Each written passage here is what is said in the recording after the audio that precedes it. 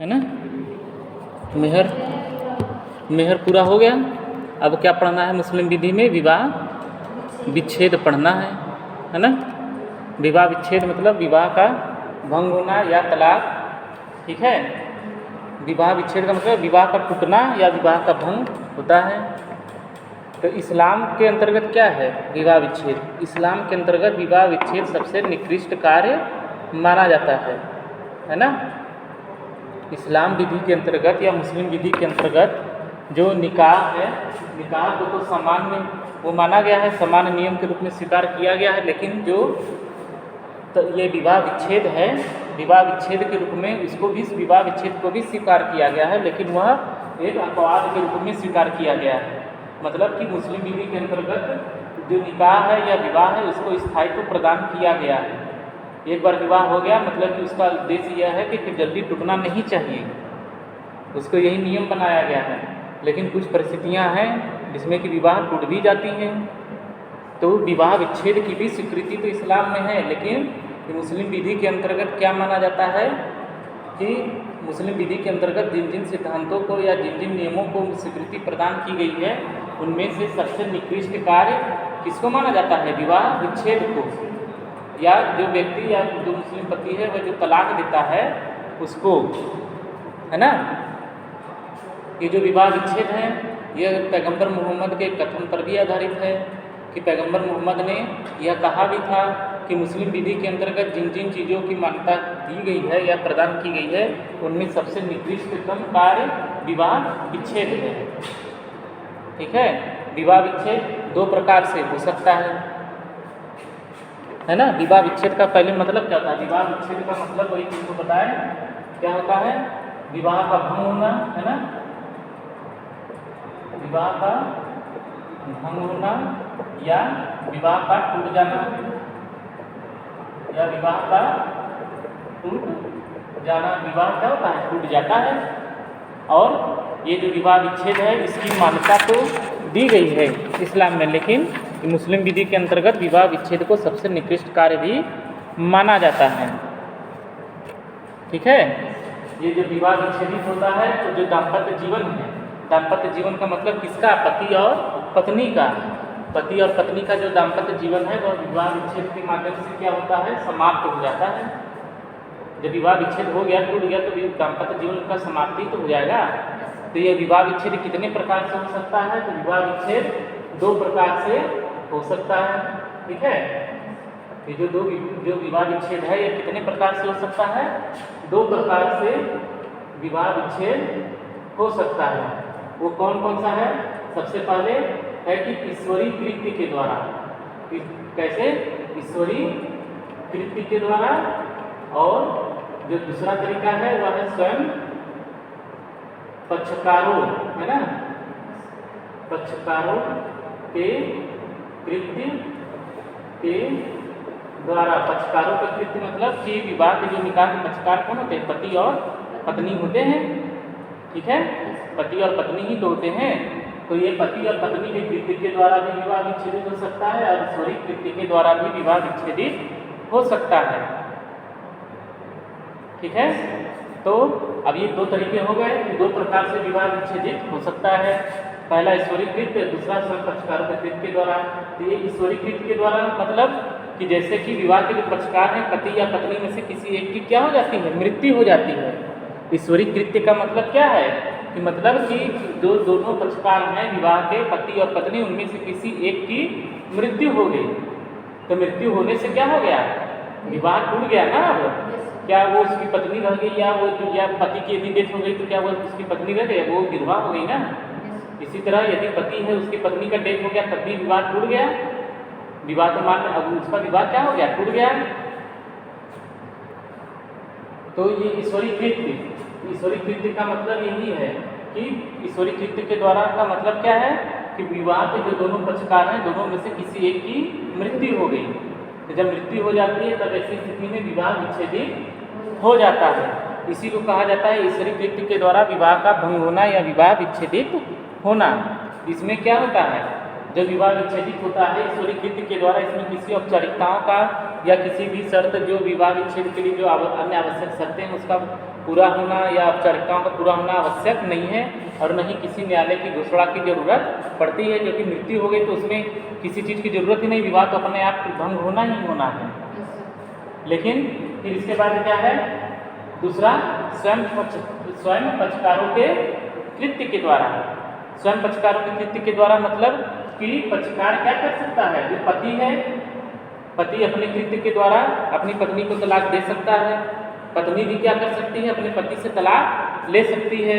लेकिन यहाँ पर यह ध्यान रखना कि मुस्लिम विधि के अंतर्गत जो मुस्लिम पति होता है उसको अपनी पति को अपनी पत्नी को तलाक देने का अनिर्बंधित अधिकार है, अनिर्बंधित या अप्रतिबंधित अधिकार प्रदान किया गया है। वह अकारण भी क्या कर सकता है, अपने पत्नी को तलाक दे सकता है। और कोई भी न्यायालय पति के इस अधिकार पर प्रश्न चिन्ह नहीं लगा सकता कि आपने अपनी पत्नी को तलाक क्यों दिया। वह बिना किसी कारण के अपनी पत्नी को तलाक दे सकता है और पति के मुस्लिम विधि के अंतर्गत मुस्लिम पति को तलाक देने का अनिर्बंधित अधिकार प्राप्त है। ठीक है, अनिर्बंधित अधिकार का मतलब कि उसके तलाक देने के अधिकार पर किसी भी प्रकार का कोई प्रतिबंध नहीं लगाया गया है। वह बिना किसी कारण के भी क्या कर सकता है, अपनी पत्नी को तलाक दे सकता है। कोई भी न्यायालय से पूछ नहीं सकता कि आपने ये तलाक क्यों दिया, या न्यायालय के अलावा कोई व्यक्ति भी ये नहीं पूछ सकता कि बिना किसी वजह के आपने तलाक क्यों दिया। वह बिना किसी वजह के, बिना किसी कारण के भी मुस्लिम पति अपनी पत्नी को तलाक दे सकता है, उसको यह अधिकार प्रदान किया गया है। ठीक है, मुस्लिम पति कैसे दे सकता है तलाक, जैसे मुस्लिम पति जो है वह किन किन माध्यमों से अपने विवाह को विच्छेदित कर सकता है। एक तो है तलाक के माध्यम से, है ना, फिर इसके बाद इलाम के माध्यम से, हाँ ये और जिहार के माध्यम से। ये मुस्लिम पति जो है, ठीक है, ये जो मुस्लिम पति है, मुस्लिम पति क्या कर सकता है, तलाक जो है तलाक के माध्यम से अपने विवाह को विच्छेदित कर सकता है, इला के माध्यम से कर सकता है और जिहार के माध्यम से भी कर सकता है। जो मुस्लिम पत्नी है वह खुला और मुबारक के अंतर्गत या एक अधिनियम बना है, मुस्लिम विवाह विच्छेद अधिकारों का संरक्षण अधिनियम 1939। ठीक है, 1939 में मुस्लिम विवाह विच्छेद अधिनियम 1939 बना है। उस अधिनियम के अंतर्गत मुस्लिम पत्नी क्या कर सकती है, अपने पति के विरुद्ध तलाक के लिए या विवाह विच्छेदित कराने के लिए मुकदमा कर सकती है। ठीक है, मुकदमा कर सकती है और न्यायालय संतुष्ट होने पर उसके विवाह को विच्छेदित कर सकता है। तो ये स्वयं पक्षकारों के कृत्य के द्वारा, हमने बताया ना कि मुस्लिम विधि के अंतर्गत जो विवाह विच्छेद है वो दो तरीके से हो सकता है। पहला ईश्वरीय कृत्य के द्वारा। ईश्वरीय कृत्य का मतलब है कि पक्षकार की मृत्यु हो जाती है किसी एक पक्षकार की, तो विवाह अपने आप भंग हो जाता है। इसमें किसी भी प्रकार का न तो कोई मुकदमा चलता है, न किसी औपचारिकता का पूर्ण करना आवश्यक है और न ही किसी न्यायालय की पुष्टि की आवश्यकता है। और स्वयं पक्षकारों के कृत्य के द्वारा मतलब कि पक्षकार स्वयं अपने कृत्य के माध्यम से या न्यायालय के माध्यम से अपना विवाह विच्छेदित करा सकते हैं। तो न्यायालय में पति को जाने की इतनी ज़रूरत पड़ती नहीं है, क्योंकि पति को, एक मुस्लिम पति को मुस्लिम विधि के अंतर्गत अपने विवाह को विच्छेदित करने का अनिर्बंधित अधिकार प्रदान किया गया है। जहाँ तक मुस्लिम पत्नी की बात है, मुस्लिम पत्नी खुला और मुबारक के माध्यम से या मुस्लिम विवाह विच्छेद अधिनियम पारित किया गया 1939 में, उसके अंतर्गत न्यायालय में क्या कर सकती है, अपने पति के विरुद्ध विवाह विच्छेद कराने के लिए मुकदमा कर सकती है। ठीक है, मुकदमा कर सकती है और न्यायालय यदि संतुष्ट होता है तो उसके विवाह को विच्छेदित कर सकता है। तो ये पक्षकारों के कृत्य के द्वारा हो गया कि पक्षकारों ने स्वयं अपने आचरण से क्या किया है, अपने विवाह को विच्छेदित किया है। जैसे मुस्लिम पति तलाक के द्वारा, इला के द्वारा, जिहार के द्वारा अपनी पत्नी को तलाक दे सकता है या अपने विवाह को विच्छेदित कर सकता है। और जो मुस्लिम पत्नी है वह खुला और मुबारक के माध्यम से या मुस्लिम विवाह अधिनियम 1939 के माध्यम से अपने पति से अपनी तलाक ले सकती है या अपना विवाह विच्छेदित करा सकती है। ठीक है, तो ये हो गया स्वयं पक्षकारों के कृत्य के द्वारा ये विवाह का विच्छेदित होना। ठीक है, विवाह का विच्छेदित होना स्वयं पक्षकारों के कृत्य के द्वारा हो गया। अब इसमें हम देखेंगे क्या चीज, तो अब पक्षकारों के कृत्य में देखेंगे पति के द्वारा विवाह विच्छेद। ठीक है, अब देखेंगे इसमें हम लोग पति के द्वारा विवाह विच्छेद।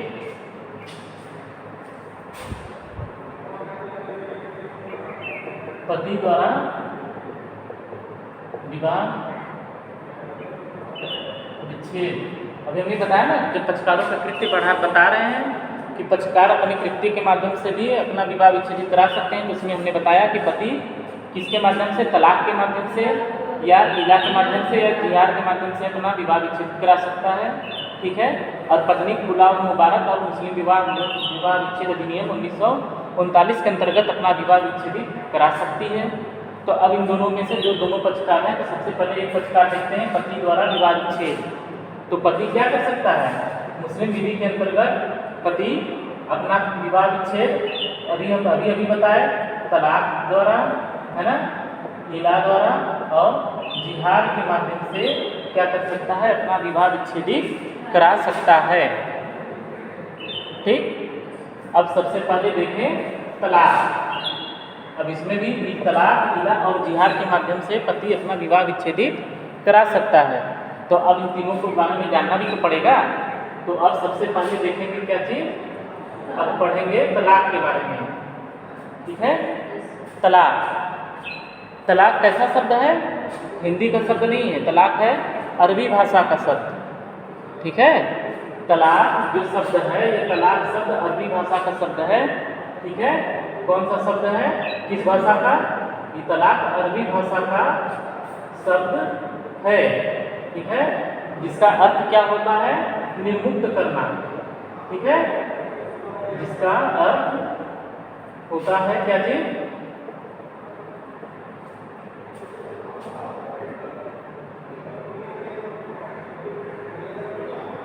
जिसका अर्थ क्या होता है, निर्मुक्त करना। ये शाब्दिक अर्थ है किसका, तलाक का। तलाक अरबी भाषा का शब्द होता है, जिसका अर्थ क्या होता है, निर्मुक्त करना। जहाँ तक मुस्लिम विधि का प्रश्न है, मुस्लिम विधि में तलाक का मतलब होता है वैवाहिक संविदा को भंग कर देना या वैवाहिक संविदा को तोड़ देना। ठीक है। जहाँ तक मुस्लिम विधि का प्रश्न है, मुस्लिम विधि के अंतर्गत तलाक का मतलब होता है वैवाहिक संविदा को भंग करना। ठीक है। जो वैवाहिक संविदा पति और पत्नी के बीच में हुई है, विवाह की संविदा या निकाह की संविदा जो पति पत्नी के बीच में हुई है, उसको क्या करना, भंग कर देना। ये तलाक का मतलब होता है। यह तलाक को भंग, ये तलाक क्या है, विवाह को भंग करने का विलक्षण तरीका माना जाता है। विलक्षण तरीका क्यों माना जाता है, क्योंकि प्रत्येक मुस्लिम को अपनी पत्नी को अपनी पत्नी को तलाक देने का अधिकार प्राप्त है। और वह अधिकार कैसा है, अनिर्बंधित अधिकार है। यह जो तलाक है, ठीक है, तलाक विवाह विच्छेद का, ठीक है, इसका विवाह विच्छेद का विलक्षण तरीका माना जाता है। विलक्षण तरीका का मतलब क्या है, विलक्षण तरीका माना जाता है तो मतलब कि विलक्षण तरीका का मतलब क्या है, विलक्षण तरीका का मतलब कि मुस्लिम विधि के अंतर्गत जो मुस्लिम पति है उसको क्या है, अपनी पत्नी को तलाक देने का अनिर्बंधित अधिकार प्रदान किया गया है ना। अनिर्बंधित अधिकार, अनिर्बंधित का मतलब कि उसके तलाक देने के अधिकार पर, मुस्लिम पति के तलाक देने के अधिकार पर किसी भी प्रकार का कोई भी प्रतिबंध नहीं लगाया गया है। वह केवल और केवल कुछ शब्दों को उच्चारित करके मात्र केवल क्या करना है, वह केवल मात्र कुछ शब्दों को उच्चारित करके ही अपना विवाह भंग कर सकता है। जैसे वो तलाक तलाक तलाक बोल दिया कि मैंने तुम्हें तलाक दिया, मैंने तुम्हें तलाक दिया, मैंने तुम्हें तलाक दिया, है ना, होता है ना। तो इसको तो ट्रिपल तलाक बोलते हैं, अभी आगे पढ़ाएंगे उसके बारे में। लेकिन तलाक दिया यही शब्द उसको बोलना रहता है। तो वो क्या है, ये विलक्षण तरीका क्यों माना जाता है, विलक्षण तरीका इसीलिए माना जाता है कि एक मुस्लिम पति को मुस्लिम विधि के अंतर्गत अपनी पत्नी को तलाक देने का अनिर्बंधित अधिकार है या अपना विवाह विच्छेदित करने का अनिर्बंधित अधिकार पर प्राप्त है। और वह केवल और केवल कुछ शब्दों को बोल करके ही क्या कर सकता है, अपने विवाह को विच्छेदित कर सकता है या अपनी पत्नी को तलाक दे सकता है। और कोई भी व्यक्ति उससे ये नहीं पूछ सकता कि तुमने अपने पत्नी को तलाक क्यों दिया। वह बिना किसी वजह के, बिना किसी कारण के भी अपनी पत्नी को तलाक दे सकता है। लेकिन हिंदू विधि में क्या ऐसा है, हिंदू विधि में तो ऐसा नहीं है कि कोई भी हिंदू पति जब चाहे तब अपनी पत्नी को तलाक दे दे। क्या वो ऐसा कर सकता है, नहीं कर सकता। उसके लिए उसको क्या करना पड़ेगा, न्यायालय में मुकदमा दाखिल करना पड़ेगा, हिंदू विवाह अधिनियम की धारा 13 के अंतर्गत। जिसमें कि तलाक दिया गया है। तलाक के बारे में क्या है, 9 कुल 11 आधारों का उल्लेख किया गया है। उन 11 आधारों में से कोई एक आधार उसको साबित करना पड़ेगा न्यायालय में, चाहे हिंदू पति हो चाहे हिंदू पत्नी हो, दोनों को समान अधिकार तलाक के संबंध में हिंदू विधि के अंतर्गत दिया गया है। पत्नी को भी और पति को भी, दोनों को समान अधिकार है, दोनों को समान आधार भी दिया गया है। धारा 13 के अंतर्गत जो 11 आधार है वो पति पत्नी दोनों को प्राप्त है। पति अपने पत्नी के खिलाफ या पत्नी अपने पति के खिलाफ विवाह विच्छेद के लिए न्यायालय में मुकदमा कर सकती है। बिना न्यायालय के माध्यम से हिंदू विधि के अंतर्गत तलाक नहीं हो सकता है ना। एक हिंदू का विवाह विच्छेदित बिना न्यायालय के माध्यम से नहीं हो सकता, उसको न्यायालय के माध्यम से ही अपना विवाह विच्छेदित कराना पड़ेगा। और यह इतना आसान भी होता नहीं है। होने का कारण क्या है, क्योंकि उसको मुकदमा दाखिल करना पड़ेगा, एक सिविल मुकदमा पारिवारिक न्यायालय में दाखिल करना पड़ेगा या जिला न्यायालय में दाखिल करना पड़ेगा। और उसको क्या करना होगा, धारा 13 हिंदू विवाह अधिनियम के अंतर्गत जो 11 आधार दिए गए हैं उन किसी एक आधार या जितने आधार वो उठाया है वो केवल एक आधार या एक से अधिक आधारों पर विवाह विच्छेद के लिए मुकदमा कर सकता है। यदि किया है तो उसको वो साबित भी करना पड़ेगा। जब साबित करेगा तब न तलाक होगा, इतना जल्दी तो होता नहीं। और फिर मुकदमा वो चलेगा कम से कम 4-5 साल तब जाकर होगा। लेकिन मुस्लिम विधि में क्या है, ऐसा नहीं है। इसीलिए तलाक को क्या माना गया है, मुस्लिम विधि के अंतर्गत विवाह विच्छेद का एक विलक्षण तरीका, मतलब कि मुस्लिम पति जब मन किया, जब इच्छा हुआ तब अपनी पत्नी को कुछ शब्दों को उच्चारित करके तलाक दे सकता है और उसका तुरंत तलाक प्रभावी हो भी जाता है। न तो कोई न्यायालय न तो कोई व्यक्ति कुछ भी ये नहीं कर पूछ सकता कि तुमने अपनी पत्नी को तलाक क्यों दिया। ये तो यहाँ तो आसान है कि यदि पति का वो हो गया कि मेरे पति का मन करेगा कि हमको अपनी पत्नी के साथ जो है नहीं रहना है या छोड़ना है, बस तलाक दिया, काम खत्म। अधिकतम उसको कितना रुकना भी पड़ेगा तो अधिकतम 3 महीने या 4 महीने, बस 3-4 महीने में अपने तलाक होना ही होना है। अब ट्रिपल तलाक जैसे बैन हो गया भारत में, तो ट्रिपल तलाक क्या, कैसा तलाक था, अभी आगे पढ़ाएंगे कि जैसे 3 शब्दों का उच्चारण किया कर दिया तुरंत तलाक प्रभावी हो गई। अब वो मान लो अपराध घोषित कर दिया गया और वो अब विधि मान्य नहीं है भारत में। लेकिन इसके अलावा भी अन्य प्रकार के तलाक हैं जो भी आगे बताएंगे, तो उसमें 3 या 4 महीने का समय लगता है। उसके माध्यम से भी अब जो तलाक तुरंत होना था वो 3-4 महीने बाद होगा। लेकिन न तो उसको न्यायालय में जाना है, न वकील को कोई फीस देनी है, न न्यायालय में फीस देनी है, न न्यायालय के चक्कर काटने हैं, न 3-4 साल उसको मुकदमा लड़ना है। एकदम आसानी से उसका तलाक हो जाएगा। अरे तो वो इद्दत की अवधि बिताएगी, वो तो बिताएगी ही। इद्दत की अवधि तो चाहे विवाह विच्छेदित चाहे जैसे भी हो, पत्नी का जो विवाह विच्छेदित हुआ है वो चाहे जैसे भी हो, उसको तो इद्दत की अवधि बितानी ही है, उससे नहीं मतलब है। अभी यहाँ पर है तलाक से मतलब ना, तो तलाक में क्या है कि मुस्लिम पति को मुस्लिम विधि के अंतर्गत तलाक देने का निर्बंधित अधिकार है। वही बता रहे हैं ना कि हिंदू विधि के अंतर्गत क्या इतनी आसानी से विवाह होने के बाद विवाह विच्छेदित हो सकता है, नहीं हो सकता। हिंदू विधि के अंतर्गत क्या है कि विवाह तो आसानी से हो सकता है, लेकिन विवाह विच्छेद आसानी से नहीं हो सकता। उसके लिए बहुत पापड़ बेलने पड़ते हैं तब जाकर के विवाह विच्छेदित हो पाता है। लेकिन मुस्लिम विधि में एकदम आसान है, पति के जब मन किया तब उसने तलाक दे दिया, काम खत्म। न उसको कोर्ट जाना है, न कुछ करना है, न मुकदमा लड़ना है, एकदम आराम से तलाक हो गया, है कि नहीं। इसमें ज़्यादा आसान इसीलिए कहा गया है कि मुस्लिम विधि के अंतर्गत जो तलाक है वह एक विलक्षण तरीका है विवाह विच्छेदित करने का।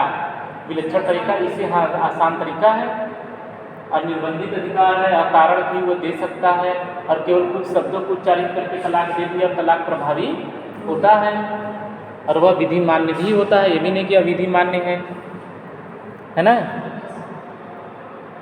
वह विधि मान्य भी होता ही है, इसीलिए इसको विलक्षण तरीका भी माना जाता है। ठीक है, अब देखो विधि मान्य तलाक की आवश्यक शर्तें। अब इसके बाद ये तो हो गया तलाक कि तलाक बता दें, तलाक अरबी भाषा का शब्द होता है जिसका अर्थ होता है क्या चीज़, निर्मुक्त करना। फिर मुस्लिम विधि के अंतर्गत मुस्लिम विधि के अंतर्गत तलाक शब्द का क्या अर्थ होता है कि वैवाहिक जो संविदा पक्षकार पति पत्नी के बीच में जो वैवाहिक संविदा हुई है उसको भंग करना, उसको तोड़ देना। और यह मुस्लिम विधि के अंतर्गत तलाक जो है विवाह विच्छेद का एक विलक्षण तरीका माना जाता है। विलक्षण तरीका मानने का कारण तुमको बताई दिए कि प्रतिबंधित और निर्बंधित अधिकार है, बिना किसी कारण के बिना किसी वजह के केवल कुछ शब्दों को उच्चारित करके वह तलाक दे सकता है। लेकिन ये जो तलाक दिया है वह विधि मान्य होगा कि नहीं होगा। तलाक जब दे रहा है, ये तलाक जब वो अपने तलाक के माध्यम से यदि मुस्लिम पति अपने विवाह को विच्छेदित कर रहा है तो यह तलाक विधि मान्य भी होना चाहिए ना। तो विधि मान्य होने के लिए क्या है, कुछ आवश्यक शर्तें हैं, उन शर्तों का पालन होना आवश्यक है, तभी तलाक जो दिया गया है वह विधि मान्य होगा, अन्यथा नहीं होगा। आए नहीं समझ में? ये नहीं कि तलाक है दे रहा है तो जो भी तलाक के समय वो विधि मान्य है कि नहीं है, इसकी विधि मान्यता भी देखी जाएगी ना। तो विधि मान्यता के लिए क्या करना है, जो भी तलाक देने की जो विधि मान्य होने के लिए उसकी कुछ आवश्यक शर्तें हैं, उस आवश्यक शर्तों की पूर्ति होना भी आवश्यक है। जब वो शर्तें पूरी हो जाएंगी और तब तलाक दिया जाता है, तब ऐसा तलाक क्या माना जाता है, विधिपूर्व माना जाता है। और तभी वह तलाक विधिपूर्व होगा, तभी तो प्रभावी होगा। यदि तलाक दिया गया लेकिन वह विधिपूर्व नहीं है या विधि मान्य नहीं है, तब तलाक प्रभावी नहीं होगा ना। तो एक प्रभावी तलाक, जो तलाक दिया गया है उसको प्रभावी होने के लिए कुछ शर्तों की पूर्ति भी होना आवश्यक है, तभी तलाक विधि मान्य होगा, नहीं तो नहीं होगा। तो अब वो शर्तें क्या क्या हैं ये देख लो कि विधि मान्य तलाक की आवश्यक शर्तें, ठीक है।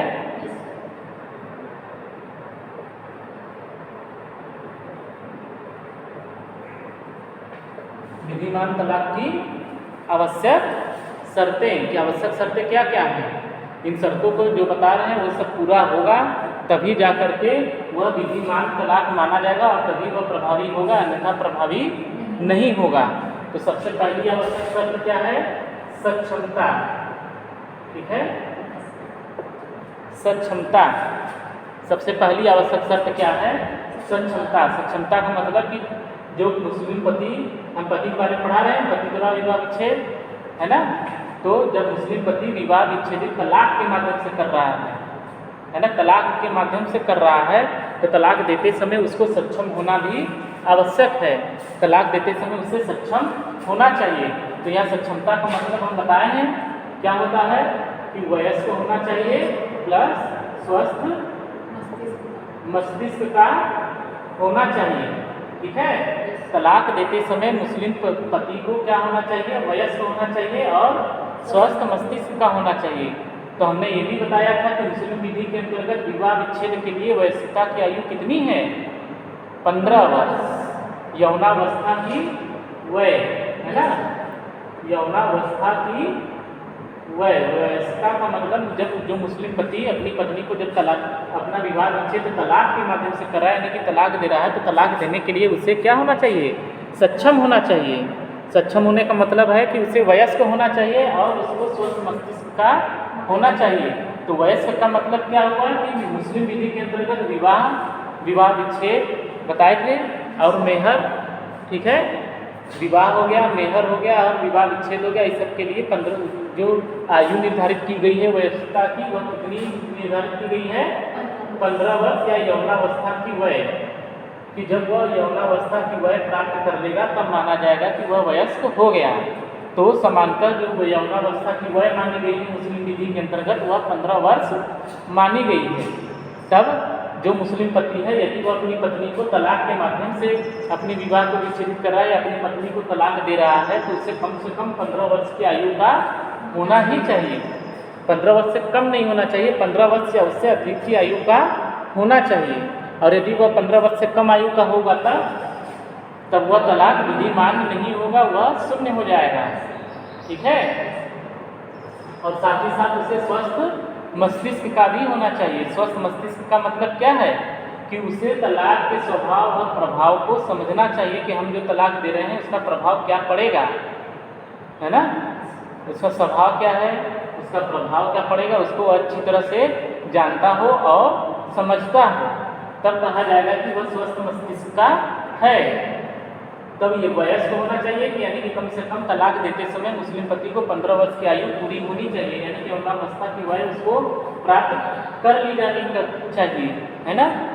और साथ ही साथ उसको स्वस्थ मस्तिष्क का भी होना चाहिए। यहाँ पर एक चीज़ और ध्यान रखना कि यदि पति क्या है, अवयस्क है, ठीक है, अवयस्क है, तब ऐसी स्थिति में वह यदि तलाक देता है तो वह तलाक विधि मान्य नहीं होगा, अलबत्ता क्या हो जाएगा, वह शून्य हो जाएगा। तो यहाँ पर हम बताए थे एक बार और जब विवाह पढ़ा रहे थे कि विधिमान विवाह की आवश्यक शर्तें, तो उसमें भी हमने सक्षमता बताई थी, यही चीज़ बताए थे।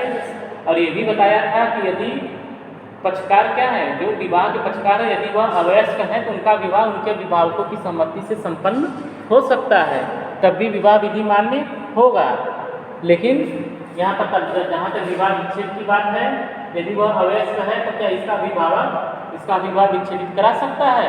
तो वो नहीं करा सकता। ये ध्यान रखना कि एक अभिभावक जो है, अभिभावक अवयस्क का विवाह तो संपन्न करा सकता है, लेकिन वह उसका विवाह विच्छेदित नहीं करा सकता। विवाह विच्छेदित स्वयं पक्षकार करेगा, और कब करेगा? जब तक कि वह कम से कम 15 वर्ष की आयु का न हो जाए, उसके पहले वह तलाक नहीं दे सकता। देगा तो वह विधिमान नहीं होगा। और यदि वह अवयस्क है तो उसका अभिभावक भी उसका विवाह विच्छेदित नहीं करा सकता। ठीक है, जैसे विवाह पढ़ाया है तो उसमें बताया ना कि यदि पक्षकार अवयस्क है तो उसके अभिभावक उसकी विवाह संपन्न करा सकते हैं, और वह विवाह विधिमान्य होता है। तो अभिभावक अवयस्क का विवाह तो करा सकता है, लेकिन वह उसका अवयस्क का विवाह विच्छेदित नहीं करा सकता। अभिभावक को यह अधिकार प्राप्त नहीं है। इसीलिए अवयस्क द्वारा दिया गया तलाक और इसके विवाह, यदि अवयस्क की जगह उसके अभिभावक ने इसका विवाह विच्छेद करा दिया है, तब भी वह विधिमान्य नहीं माना जाएगा, और ऐसा तलाक क्या होगा? शून्य हो जाएगा। ठीक है, तो इस सक्षमता आ गई ना समझ में। तो पहली आवश्यक शर्त क्या थी? सक्षमता, कि पति को तलाक देने के लिए सक्षम होना चाहिए, मतलब कि वयस्क होना चाहिए, मतलब कि यौनावस्था की वय प्राप्त कर ली जानी चाहिए। और यौनावस्था की वय मुस्लिम विधि में 15 वर्ष मानी जाएगी, यानी कि कम से कम 15 वर्ष की आयु का होना चाहिए, और उसे स्वस्थ मस्तिष्क का भी होना चाहिए। यदि वह ऐसा नहीं है, अवयस्क है, तो अवयस्क द्वारा किया गया या दिया गया तलाक शून्य माना जाता है, और उसके अभिभावक भी उसके विवाह विच्छेदित, अवयस्क का विवाह विच्छेदित नहीं करा सकते। वो उसका विवाह तो संपन्न करा सकते हैं, लेकिन उसका विवाह विच्छेदित नहीं करा सकते। ठीक है, फिर इसके बाद दूसरा है स्वतंत्र सहमति। ठीक, स्वतंत्र सहमति मतलब कि मुस्लिम पति जब अपनी पत्नी को तलाक दे रहा है, तब वह अपनी स्वतंत्र सहमति से तलाक दे रहा है। तलाक देते समय उसकी जो सहमति है वह स्वतंत्र होनी चाहिए। वह किसी बल कपट, है ना, कपट, छल, भूल, दबाव, है ना, धमकी, ठीक है, डर, इस सब की वजह से तलाक न दे रहा है, कि उसके ऊपर बल प्रयोग किया गया, उसे ज़बरदस्ती तलाक लिवाया जा रहा है कि नहीं, तो मुझे जैसे पत्नी है, अब उसको तलाक चाहिए, वो तलाक तो वैसे ले नहीं सकती जब तक पति देगा नहीं। तब वो क्या कर सकती है?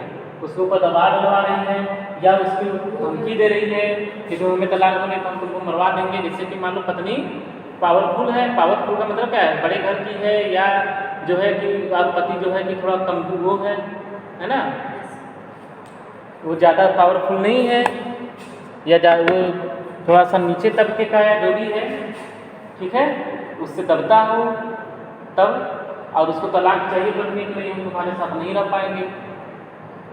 तो वैसी स्थिति में यदि पत्नी ज़बरदस्ती से कहती कि नहीं तुम मुझे तलाक दो, तभी तो उसका तलाक होगा। क्योंकि यदि वह पत्नी भी तलाक ले सकती है तो उसको एक मुकदमा दाखिल करना पड़ेगा, उसको मुकदमा लड़ना पड़ेगा, लंबी प्रक्रिया हो जाएगी। और ऐसे क्या है, पति ने तलाक करे, तलाक हो गया, 3 महीने बाद तलाक हो जाएगा, तब वो ज़्यादा आसान है। तो ये जो पति दे रहा है तलाक, वह अपनी स्वतंत्र सहमति से दे रहा हो। पति की सहमति कैसी हो? स्वतंत्र हो, और तलाक देते समय वो किसी बल, कपट, छल, भूल के माध्यम से, या उसके ऊपर कोई दबाव डाल करके, या वह किसी डर में अपनी पत्नी को तलाक न दे रहा हो, है ना। ये क्या है? स्वतंत्र सहमति। लेकिन एक चीज इसमें हमेशा ध्यान रखना कि यदि स्वतंत्र सहमति नहीं है तब भी जो तलाक है वह विधिमान्य नहीं माना जाता है। पति ने यदि अपनी स्वतंत्र सहमति से तलाक नहीं दिया है तब ऐसा तलाक विधिमान्य नहीं माना जाएगा। लेकिन सुन्नी विधि है ना, सुन्नी विधि की हनफी शाखा, ठीक है, हमने बताया था कि सुन्नी विधि की 4 शाखा हैं, हनफी, शफी, मलकी और हनबली, ठीक है। तो सुन्नी विधि की जो अन्य शाखाएं हैं, जो शफी है, मलकी है ना, और अनवली है। इसमें तो यही नियम है कि तलाक देते समय मुस्लिम पति की सहमति क्या है, स्वतंत्र होनी चाहिए। लेकिन जहाँ सुन्नी विधि की हनफी शाखा का प्रश्न है, इसमें यदि उस पति की सहमति तलाक के लिए स्वतंत्र नहीं भी है, वह किसी डर के से या किसी दबाव में या किसी बल द्वारा उससे सहमति ले ली गई है, तब भी यदि उसने तलाक दिया है तब भी ऐसा तलाक क्या माना जाता है, विधिपूर्ण माना जाता है। किसमें, सुन्नी विधि की केवल हनफी शाखा में। बाकी सुन्नी विधि की जो अन्य 3 शाखाएं हैं और शिया विधि के अंतर्गत क्या है कि सहमति स्वतंत्र होनी ही चाहिए।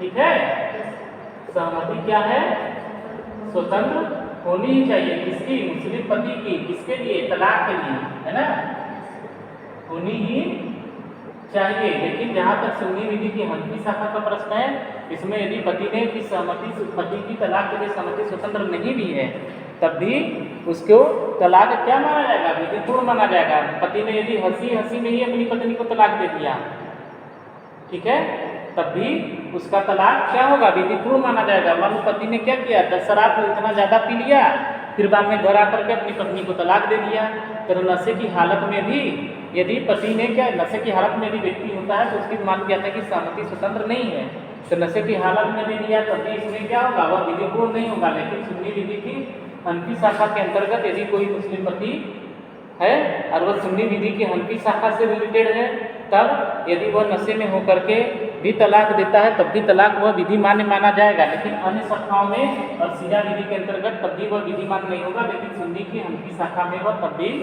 विधि मान्य माना जाता है। तो ये जो स्वतंत्र सहमति वाला है आवश्यक शर्त, यह सुन्नी विधि की हनफी शाखा के लिए आवश्यक नहीं है।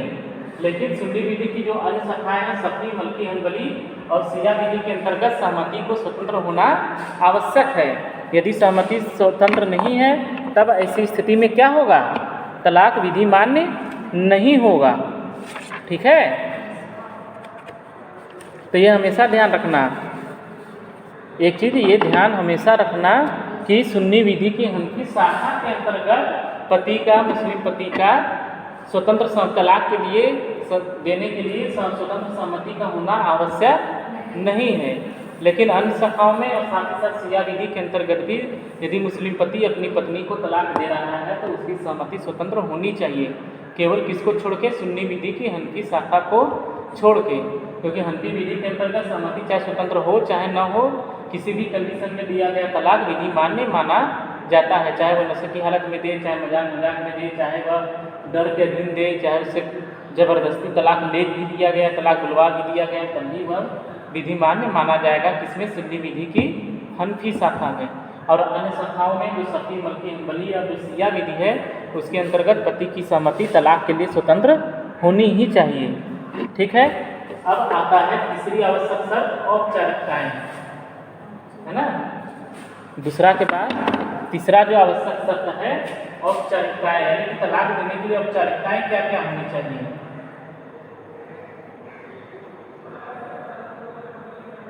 तो औपचारिकताओं में पहले सुन्नी विधि के अंतर्गत मतलब कि यदि कोई मुस्लिम है, मुस्लिम पति है और वह सुन्नी विधि का है या सुन्नी शाखा का है, तब यदि वह तलाक दे रहा है तो उसके लिए कौन कौन सी औपचारिकताएं और पूरी होनी चाहिए।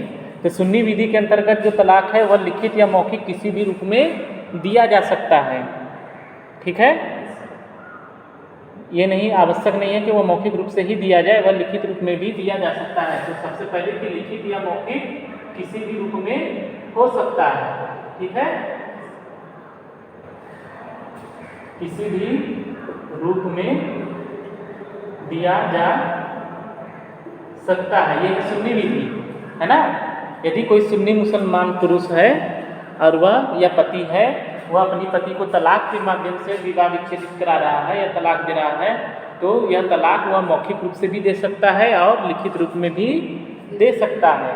जो लिखित रूप में देता है तो उसको क्या बोलते हैं, तलाकनामा। यदि वह लिख कर दे रहा है तलाक, तो उसको क्या बोलते हैं, तलाकनामा बोलते हैं, जो लिखित रूप में तलाक दिया जाता है।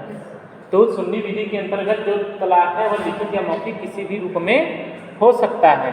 और जो दूसरी औपचारिकता है कि तलाक के लिए किसी विशिष्ट भाषा का प्रयोग करना आवश्यक नहीं है।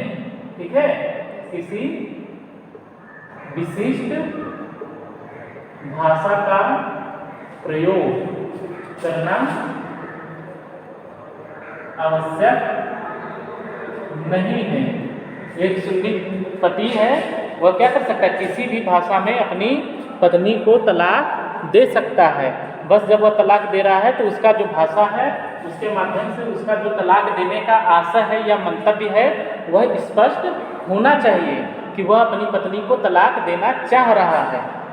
ठीक है, किसी विशिष्ट भाषा का या किसी विशिष्ट शब्दावली का या किसी विशिष्ट शब्द को बोला जाना सुन्नी विधि के अंतर्गत तलाक के लिए आवश्यक नहीं है। ठीक है, वह किसी भी भाषा में तलाक दे सकता है। बस शर्त यह है कि जिस भी भाषा में वो तलाक दे रहा है, जिस भी शब्दावली का प्रयोग वह तलाक देने के लिए कर रहा है, उससे उसका तलाक देने का मंतव्य या उसका आशय क्या है, स्पष्ट होना चाहिए कि वह तलाक देना चाह रहा है अपनी पत्नी को, है ना। यह यदि उसके शब्दावली से या उसकी भाषा से यह स्पष्ट है कि वह अपनी पत्नी को तलाक दे रहा है, तब ऐसी स्थिति में क्या माना जाएगा, तब तलाक विधि पूर्व माना जाएगा। भले ही वह अरबी, जैसे कि तलाक के लिए देने के लिए अरबी भाषा की शब्दावली निर्धारित की गई है, तो जरूरी नहीं है कि वह अरबी भाषा में ही तलाक दे। सुन्नी मुसलमान पुरुष या सुन्नी मुसलमान पति के लिए यह आवश्यक नहीं है कि वह अरबी भाषा में जो निर्दिष्ट शब्दावली तलाक के लिए प्रयोग की गई है वह अरबी भाषा का प्रयोग करे, यह आवश्यक नहीं है। वह हिंदी में, अंग्रेजी में, भोजपुरी में, एवं किसी भी भाषा में क्या कर सकती है, अरे क्या कर सकता है, तलाक दे सकता है। ठीक है, बस वो जो तलाक जिस भी भाषा में या जिस भी शब्दावली में दे रहा है उससे बस उसका मंतव्य या उसका आशय स्पष्ट होना चाहिए कि वह अपनी पत्नी या वह अपनी पत्नी को तलाक देना चाह रहा है या दे रहा है, उससे उसका आशय स्पष्ट होना चाहिए। और यदि वह आशय स्पष्ट हो गया या सुनिश्चित हो गया तो भले ही वह किसी भी भाषा में तलाक दिया हो वह विधिमान्य माना जाता है। ठीक है, और तीसरी आवश्यक शर्त क्या है कि तलाक चाहे लिखित हो चाहे मौखिक हो, गवाहों की उपस्थिति आवश्यक नहीं है। ठीक है, ये औपचारिकताएं हैं। ठीक, कि सुन्नी विधि के अंतर्गत यदि सुन्नी मुसलमान पति अपनी पत्नी को तलाक दे रहा है तो तलाक देते समय गवाहों का उपस्थित होना आवश्यक नहीं है। जरूरी नहीं कि वहाँ पर गवाह हो ही हो। यदि वह चाहे लिखित रूप में भी दे रहा हो, यानी कि तलाकनामा के माध्यम से वह तलाक दे रहा है, तब भी तलाकनामा पर यदि गवाह नहीं है या गवाहों का हस्ताक्षर नहीं भी हुआ है तब भी वह विधिपूर्व तलाक माना जाता है। लेकिन एक चीज़ हम पढ़ाए थे ना, जब विवाह पढ़ा रहे थे तब कि सुन्नी विधि के अंतर्गत यदि विवाह संपन्न हो रहा है तब विवाह संपन्न होते समय गवाहों की उपस्थिति आवश्यक है। यदि सुन्नी विधि के अंतर्गत विवाह संपन्न हो रहा है तो विवाह संपन्न होते समय 2 सक्षम गवाहों का होना आवश्यक है, ये बताए थे। लेकिन सुन्नी विधि के अंतर्गत जब विवाह विच्छेद हो रहा है तलाक के माध्यम से, तब तलाक के माध्यम से भी विवाह विच्छेदित किया जा रहा है, तब तलाक के लिए गवाहों की उपस्थिति आवश्यक नहीं है। आवश्यक नहीं कि जरूरी नहीं कि तब वहाँ पर गवाह हो, गवाह है तो अच्छी बात है। ठीक है, और यदि नहीं भी है तब भी तलाक की विधि मान्यता पर कोई प्रभाव नहीं पड़ेगा। ठीक है ना, गवाह है तो अच्छी बात है, और यदि गवाह उपस्थित नहीं भी है तब भी तलाक की विधि मान्यता पर कोई प्रभाव नहीं पड़ेगा। लेकिन विवाह के लिए यदि सुन्नी विधि की जो विवाह संपन्न हो रही है उसमें 2 सक्षम गवाहों का उपस्थित होना आवश्यक है। लेकिन सुन्नी विधि के ही अंतर्गत यदि विवाह विच्छेदित हो रहा है तब गवाहों की उपस्थिति आवश्यक नहीं है, भले ही वह लिखित रूप में ही तलाक क्यों न दी गई हो, तब भी गवाहों की उपस्थिति आवश्यक नहीं है। ठीक है, उनकी अनुपस्थिति में भी या 2 अक्षम गवाह क्या है, अक्षम है, तब भी ऐसी स्थिति में भी सुन्नी विधि के अंतर्गत दिया गया तलाक क्या माना जाता है, विधिपूर्व माना जाता है, उसकी विधि मान्यता पर कोई प्रभाव नहीं पड़ेगा। ठीक, अब ये तो हो गया सुन्नी विधि के अंतर्गत औपचारिकताएं। अब देखो सिया विधि के अंतर्गत क्या क्या औपचारिकताएं हैं। ठीक है, अब सिया विधि के बस इसी का जस्ट उल्टा है। ठीक है, जो भी चीजें सुन्नी विधि में दी गई हैं औपचारिकताएं, बस इसी का जस्ट उल्टा सिया विधि की औपचारिकताएं हैं। मतलब क्या, सिया विधि की औपचारिकता है। जैसे कि पहली औपचारिकता इसमें क्या थी कि लिखित या मौखिक किसी भी रूप में विवाह तलाक हो सकता है। किसमें, सुन्नी विधि में। देखिए जो सिया विधि है, सिया विधि के अंतर्गत तलाक हमेशा मौखिक होना आवश्यक है। लिखित रूप में सिया विधि के अंतर्गत तलाक विधिमान नहीं माना जाता। मतलब कि लिखित मौखिक होना, तलाक का मौखिक होना आवश्यक है ना। ये औपचारिकता है किसमें, सिया विधि में।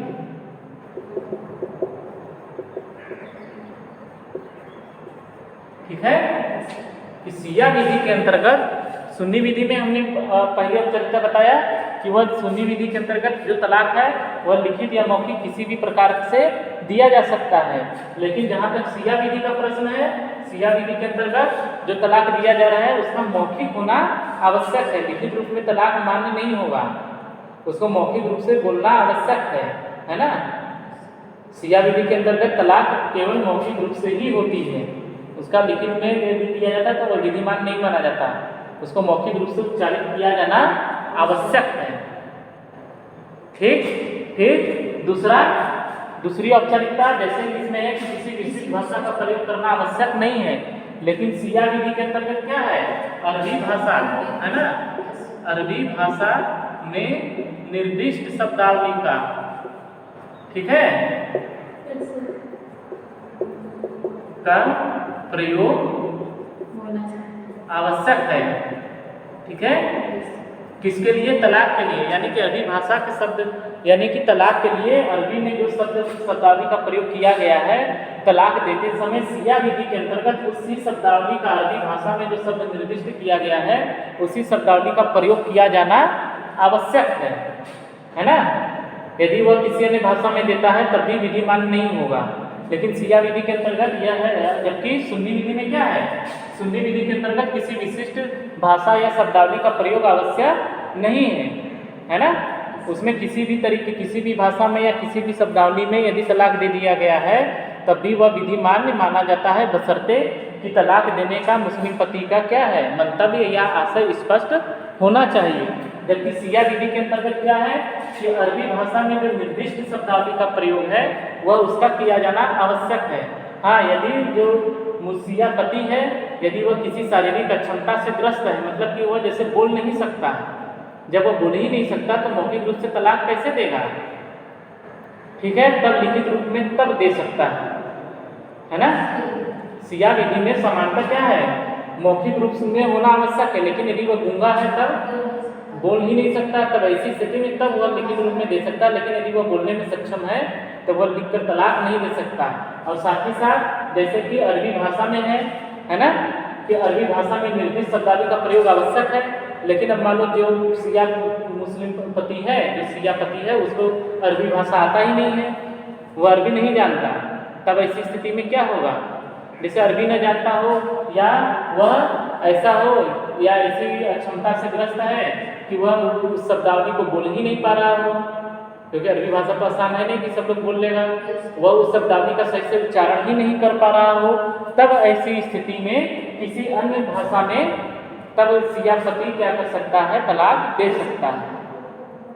किस स्थिति में, जैसे कि कोई जो सिया पति वह अरबी भाषा जानता ही न हो या वह उसका उच्चारण ही न कर पा रहा हो अच्छे ढंग से, तब ऐसी स्थिति में वह किसी अन्य शब्दावली में तलाक दे सकता है। तो यहाँ पर भी वही शर्त है कि जब तलाक देगा तो उसका मंतव्य स्पष्ट होना चाहिए कि हाँ वह तलाक देना चाह रहा है। ठीक है, नहीं तो औपचारिकता यही है कि मौखिक होना आवश्यक है, साथ ही साथ अरबी भाषा में जो निर्दिष्ट शब्दावली है उसका भी प्रयोग किया जाना आवश्यक है। किसमें, जब सिया पति दे रहा है तलाक, तब सिया विधि के अंतर्गत यदि तलाक हो रहा है तब। सुन्नी विधि में ऐसा नहीं है। ठीक, और एक चीज़ और देखो कि दो सक्षम गवाहों का उपस्थित होना भी आवश्यक है। ठीक है, दो सक्षम गवाहों की उपस्थिति क्या है, आवश्यक है। किसके लिए, तलाक के लिए। तो यहाँ पर अभी देखो जस्ट तीनों उल्टा हो गया ना। सुन्नी विधि की जो औपचारिकता की कि तीसरी औपचारिकता की गवाहों की उपस्थिति तलाक के समय सुन्नी विधि के अंतर्गत आवश्यक नहीं है, जबकि सिया विधि के अंतर्गत यदि तलाक हो रहा है तब दो सक्षम गवाहों का उपस्थित होना आवश्यक है। ठीक है, हम जब विवाह पढ़ा रहे थे तो उस समय ये पढ़ाए थे कि सिया विधि के अंतर्गत जब विवाह हो रहा है तब विवाह होते समय, सिया विधि के अंतर्गत विवाह होते समय दो सक्षम गवाहों का उपस्थित होना आवश्यक नहीं है, जबकि सुन्नी विधि के अंतर्गत विवाह संपन्न होते समय दो सक्षम गवाहों का उपस्थित होना आवश्यक है। ठीक है, लेकिन जब तलाक हो रहा है तब तलाक होने के समय सुन्नी विधि के अंतर्गत गवाहों की उपस्थिति आवश्यक नहीं है, लेकिन सिया विधि के अंतर्गत तलाक होते समय दो सक्षम गवाहों का उपस्थित होना आवश्यक है। अब दो तो नहीं है तो वो तलाक विधि मान्य नहीं माना जाएगा ना सिया विधि के अंतर्गत। ये है आवश्यक है मतलब कि आवश्यक है। अब यदि नहीं है तब तलाक विधि मान्य नहीं होगा, किसने? सिया विधि में। और यदि सुन्नी विधि है तब यदि गवाह उपस्थित नहीं है तब भी कोई बात नहीं है, तब भी वह विधि मान्य तलाक होगा। वही तो बता रहे हैं, ये औपचारिकताएं हैं। जो औपचारिकताएं सुन्नी विधि की अलग है, सिया विधि की अलग है। तलाक देते समय सुन्नी विधि में क्या है, लिखित या मौखिक रूप से भी तलाक हो सकता है, लेकिन सिया विधि में तलाक केवल मौखिक होगा, लिखित रूप में नहीं होगा।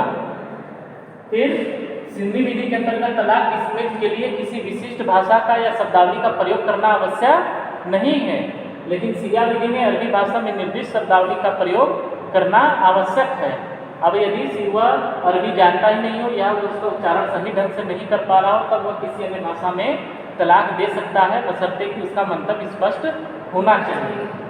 फिर सुन्नी विधि के अंतर्गत तलाक के समय दो सक्षम गवाहों की उपस्थिति आवश्यक नहीं है, जबकि सिया विधि के अंतर्गत दो सक्षम गवाहों की उपस्थिति आवश्यक है। तुमने पूछा विधि नहीं है तब नहीं है तो सिया विधि के अंतर्गत विवाह वो तलाक विधि मान्य नहीं माना जाएगा। अरे हाँ, और क्या? अरे वो सक्षमता तो भी बात की बात है ना कि दो सक्षम गवाह कौन होंगे।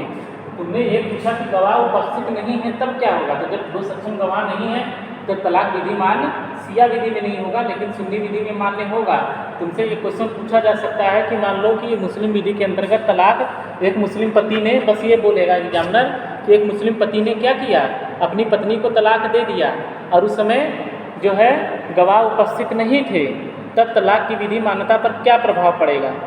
तब तुमको अपने आंसर में क्या बताओगी, बोलो?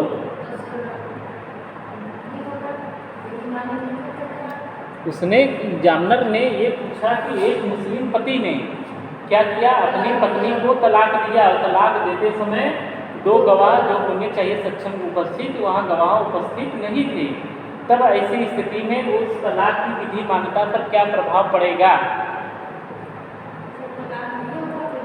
क्यों नहीं होगा? यदि वह मुस्लिम पुरुष सुन्नी है तो तलाक नहीं होगा।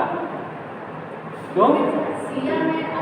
तो सिया तब तुमको दोनों, वही तो हम कर रहे हैं, तो तुमको अपना आंसर ये नहीं लिखना है कि तलाक विधि मान्य नहीं होगा, तो तुमको सुन्नी विधि सिया विधि दोनों तुमको आंसर देना होगा एग्जामिनर को।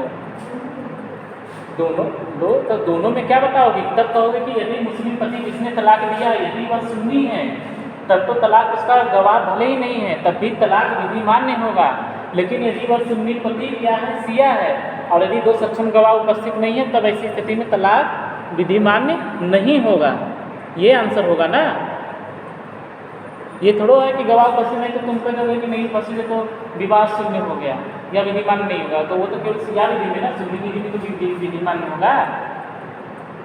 तो अगर तुमने ये ऐसा आंसर बताया तो आंसर गलत हो गया। जब तुमको अभी दोनों पढ़ा रहे हैं तो वो एक नहीं पूछेगा ना, हम कह तो रहे हैं, हमने क्या बोला, एक मुस्लिम पति बोला ना, एग्जामिनर पूछेगा केवल ये एक मुस्लिम पति। एग्जाम में भी यदि आएगा तो ऐसे ही आएगा कि एक मुस्लिम पति अपनी पत्नी को तलाक दे देता है, तलाक देते समय गवाह उपस्थित नहीं है, तब ऐसी तलाक की विधि मान्यता का क्या प्रभाव होगा, या ऐसी तलाक पर की विधि मान्यता बताइए कि वो सही है या नहीं है।